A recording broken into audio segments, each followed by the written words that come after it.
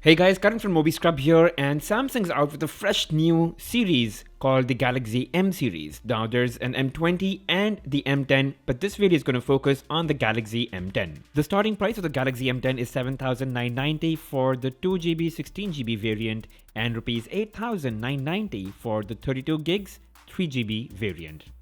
Now let's quickly get into the box. You've got the Galaxy M10 right here up front, and I have to say it actually feels pretty nice. I mean, for an entry-level smartphone, it does feel quite good and robust. That's the microUSB cable for data syncing and charging. You get a regular charger. It's not a fast charger, and I guess that's fine because, in this price range, it's sort of difficult to expect that. And the ejection pin. There are no earphones, and that's fine because I think most people do have their own earphones and they'd like to use that. And it does feel really good in your hand. The size, it's really comfortable, very ergonomic. You get the speaker grill on the bottom left corner, and it is plastic at the back, but again, it does not feel as cheap as you would think. The rounded edges do add an overall ergonomic feel. It really sits very well in my palm, and I do have small hands, but it's still really comfortable to hold. And yes, being plastic, it is going to attract fingerprints as well as dust particles, but I guess that's no reason to complain since glass does the same. I would highly recommend that you do put on a plastic or a rubber case at the back just to protect it from falls and smudges. And though I'm not 100% sure, but I do know that charcoal black and denim blue are going to be two colors that are going to be available. The denim blue just looks really good. It does have that denim feel in it, and I think it's a very subtle blue to carry. And going over some specs real quick, you have a dual camera setup at the back with a single LED flash. You do have the speaker grill again in the back. The battery in this is a 3400 milliampere hour battery, which is actually very good for this device. An octa-core processor clocked at 1.6 gigahertz, and it does have 32 gigs of internal storage and 3 gigs of RAM. The front of the Galaxy M10 is probably one of the biggest changes that any Samsung Galaxy phones have experienced. It's now an Infinity V display, so you do get the notch at the top, which means you do get more screen to body ratio, just an immersive viewing experience, so just more screen.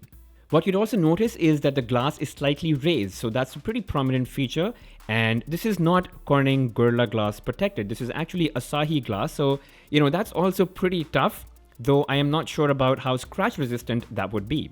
And the phone has a 3400 milliampere hour battery, which does add to a little bulk on the device, but that's actually pretty good. It works in favor of this entire unit, and it really feels pretty good. And even for single-handed use, despite being a 6.2-inch display, it's pretty comfortable to hold in your hand. And of course, you still get the favorite earphone jack, so you can plug in your favorite earphones or headphones, and you do get a micro USB port for data syncing and charging. Type-C would have been preferred, but that's alright. The Galaxy M10 does support dual SIM with dual VoLTE and a microSD card slot, so you can put in a 512GB microSD card to save all your videos, photos, movies, and TV shows, and even music. Okay, moving on, the Galaxy M10 runs Android 8.1 Oreo with Samsung Experience version 9.5. Now, it is a little upsetting to see that new phones are not coming out with Android 9 and the new Samsung One UI, but Samsung has done some attempts to make this as easy to use and intuitive to use with the Experience version 9.5. The good news is the Android Pie update will come in August. The lock screen does feature something new. It's called Lock Screen Stories. Basically, every time you turn the lock screen off and on, it's a new wallpaper, and some of this content is actually curated or even featured. So, if you were to swipe down, you can see that it's an actual story, and you could, engage in this. There are some videos that you could watch, and yeah, there's also some advertised content. So, for example, this Vistara ad over here. So yeah, you decide whether you want to see this content or not. You can completely remove it, and you could also in fact go into settings and choose categories that you want images from. So it's completely up to you and under your control. Oh, and of course, while the phone is completely Wi-Fi compatible, it does not support the 5 GHz bandwidth. So just for techies out there, a tip.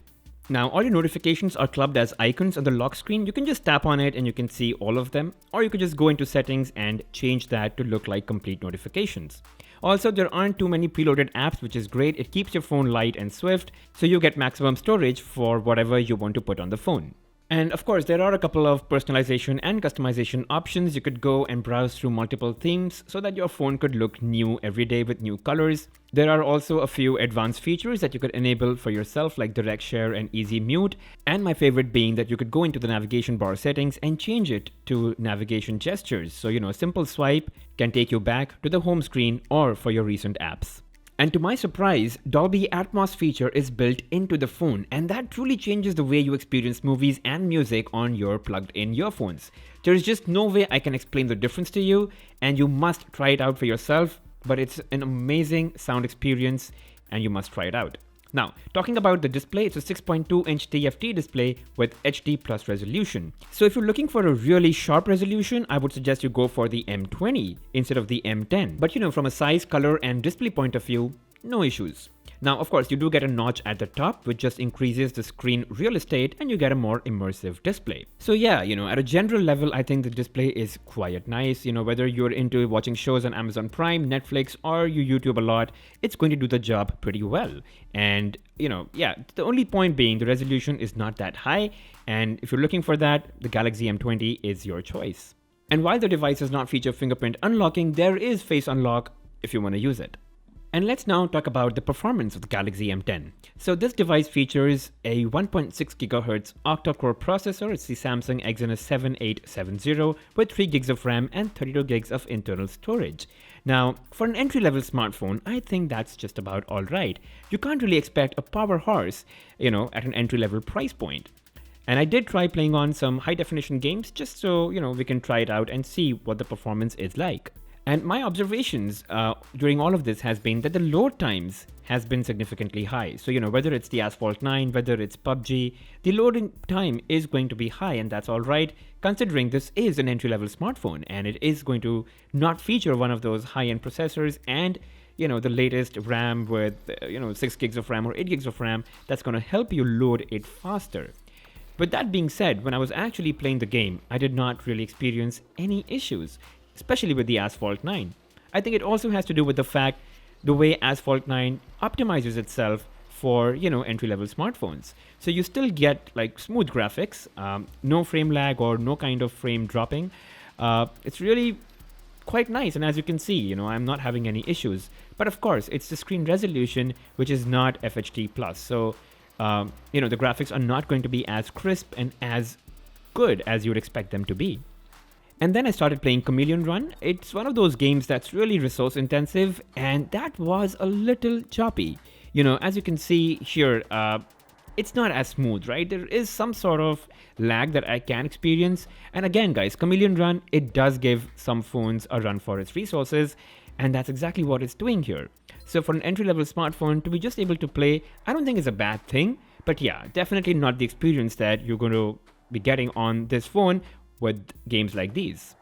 And of course, I then tried playing PUBG. The game automatically defaulted itself to low graphics, and that's probably the best optimized setting for you to play on the Galaxy M10 if you want to play PUBG.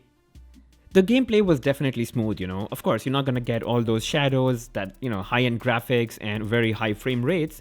But if you really need to play the game, you'll be able to play it non-stop without any heating issues, without any massive battery drainage. It's just going to do well. It's smooth and no issues really. But it's just that the graphic quality is not going to be as high.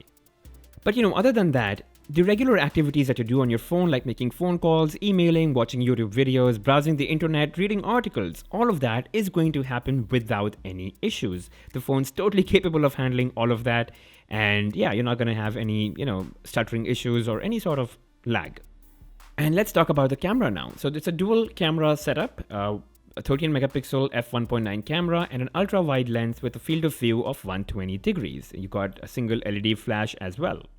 And here are some sample shots that I took during the day as well as some during the night. Now, I did not do an in-depth review of the camera, but here's to give you some idea. I would be doing some more research on how the camera performs, but overall, I think for its price point, it does a pretty decent job, And I've just put these photos from my phone to my computer and I've just pasted them here, no effects whatsoever. Of course, the low light photography is not that great on this phone, and you can't really blame the lenses here for the price point. Let's also talk about the camera interface real quick. It's not very different from any other Samsung device. You get all your modes on the top, so you can switch between live focus, stickers, continuous, panorama, pro mode, all of that. And at the bottom, you get some more settings. So you could go into advanced settings, your filters, and switch to go to ultra wide view and go back to normal view.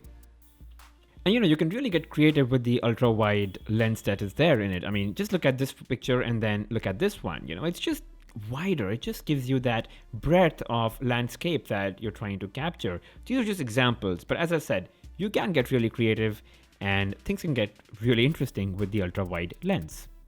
Also, there are a couple of settings that you could play with. So you can change the photo resolution, the video resolution. The phone does support full HD video recording both from the front as well as the rear camera, but it does not support 60 FPS video recording, and that's fine. Given the processor is not that strong, it will anyway not be able to support 60 FPS video recording. And yes, again, the front being pretty good camera, I think you're going to have a very good time with your Skype video calls and WhatsApp videos. And lastly, coming to the battery and the battery life. It's got a 3400 milliampere hour battery, and that's actually massive for a device like this. It's got an HD plus resolution, and that just means that it's not going to consume and suck up your battery too much, which means you have a lot more battery left for a lot of things that you might want to do. You can easily go for the entire day, starting right from 8 a.m. in the morning to midnight the same day. I mean, if you're a medium user, it might even go for a day and a half as well. Overall, I think the Galaxy M10 is a wonderful entry-level smartphone, especially given the price point. I mean, it's an interesting twist that Samsung's introduced into the smartphone market, and it's sure to make some buzz and news. The notch display looks really good. It's got this bezel-less design. The battery life is amazing, and I think the camera is just about alright. Of course, the sharpness of the display and the performance is not on the higher side, but that's again alright. Given the price bracket, I think it does hold up pretty well. So that's it, guys. Thank you for watching.